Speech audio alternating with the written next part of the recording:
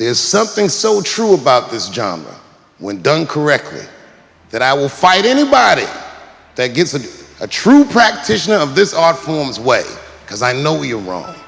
This is the truth, and you are obstructing it. I'm not talking about the content, I'm talking about the art form. The big headline, Dave Chappelle, drunk on stage in Detroit. Well, if you saw it, I wasn't drunk. I had smoked some reefer with some rappers. Yeah. I don't know if you know anything about hanging out with rappers, but their weed is very strong.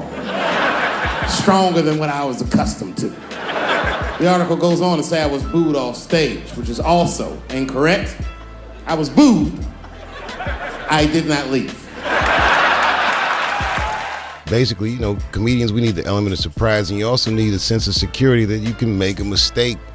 You know, a lot of comedians been hitting the wall. Bill Maher wrecked the other week, and Kathy, you know, motherfuckers wrecked. It's part of the genre, though. Like you don't want comedians to not take chances in this new world of precision, of social precision. And unbeknownst to many people in this audience, I don't think there's opinion that it exists in this country that is not represented in a comedy club by somebody. Each and every one of you has a champion in the room. We watch you guys fight, but when we're together, we talk it out. I know comics that are very racist, and I watch them on stage, and everyone's laughing, and I'm like, that motherfucker means that. Sometimes I think that we're painfully desensitized because we're bombarded by so much information. And then other times I see people, it's a lot to be mad at, especially when you know so much. So I think it's a challenging time. And I think that in a time like that, I, for one, find solace in the arts. I don't have to agree with all the art I consume, but it helps me understand how I actually feel about it. And then the Newsweek wife was like, oh my God. Honey, did you see this? Apparently the police have been beating up Negroes like hotcakes. It's in the May issue. I mean, really, how could you know, though? How could anyone else know? You know, I mean, maybe you should have seen something a little suspicious. Don't you think it was like a little suspicious? It's a little suspicious.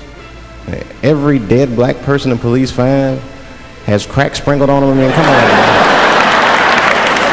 I grew up in the crack epidemic. I tell jokes about it. I grew up in the crack epidemic, and now there's an opioid epidemic. Are they treating the opioid epidemic the way that they treated the crack epidemic? No, this is a national health emergency. When we were coming up, we were policed by the National Guard, addicts were criminals.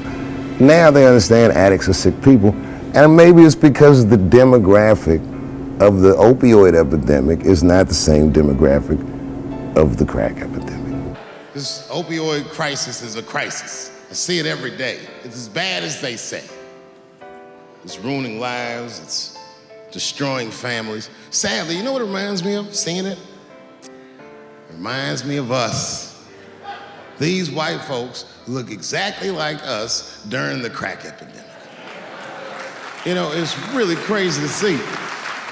And all this shit they talk about on the news about how divided the nation is, I don't believe it. I feel like nowadays we're getting a real good look at each other. And my mother used to tell me, before I ever thought about doing comedy, she said, you should be a griot.